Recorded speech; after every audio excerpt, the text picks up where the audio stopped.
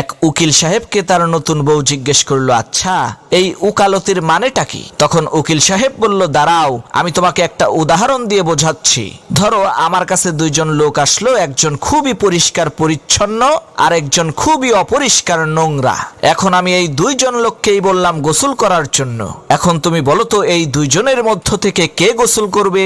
তখন সেই উকিল সাহেবের বউ বলল, কেন ওই নোংরা লোকটি গোসল করবে?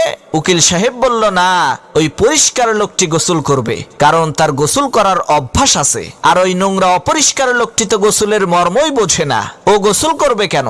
উকিল সাহেব আবার তার স্ত্রীকে বলল, এখন বলো কে গোসল করবে? উকিল সাহেবের স্ত্রী বলল, ওই পরিষ্কার লোকটি গোসল করবে। উকিল সাহেব বলল, না বরং ওই নোংরা লোকটিই গোসল করবে, কারণ তার গোসল করার প্রয়োজন, আর পরিষ্কার লোকটির তো গোসল করার প্রয়োজনই নেই।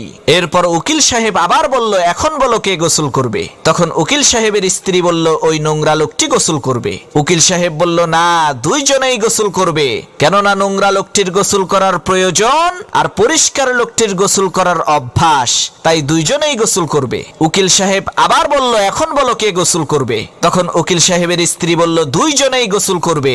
উকিল সাহেব বলল, না দুইজনের একজনেও গোসল করবে না, কারণ নোংরা লোকটির গোসল করার অভ্যাস নাই আর পরিষ্কার লোকটির গোসল করার প্রয়োজন নাই।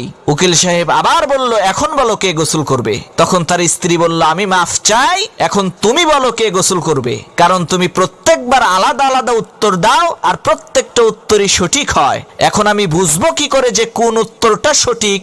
তখন উকিল সাহেব তার স্ত্রীকে বলল, এটাই ওকালতি। কোন উত্তরটা সঠিক সেটা কোনো বিষয় না, আসল বিষয় হলো আমি আমার কথাকে সঠিক প্রমাণ করার জন্য কতগুলো যুক্তি আর দলিল দিতে পারি।